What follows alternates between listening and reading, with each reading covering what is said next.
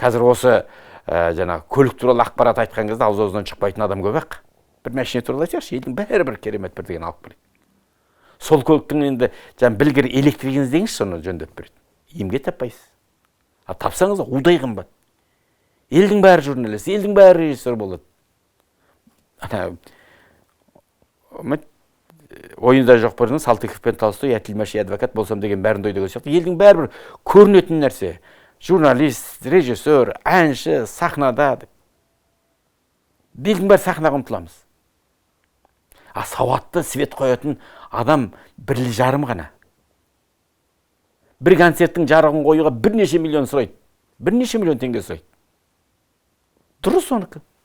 Себебі ол майталман, өзіңіздің майталманы. Сен өніңді айта бер. Бірақ сенің қандай әнші болсаң да, светті жақсылап қоймасақ, сапалы жаңағы съемка болмайды. А жаңағы световигің басқа нәрседе мақұрым болуы мүмкін.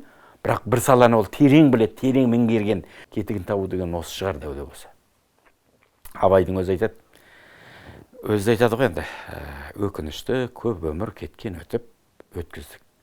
Бір нәрсеге болмай жетік дейді. Бәрін білетін, бірақ ештеңе білмейтін адам болудан содан сақтану керек.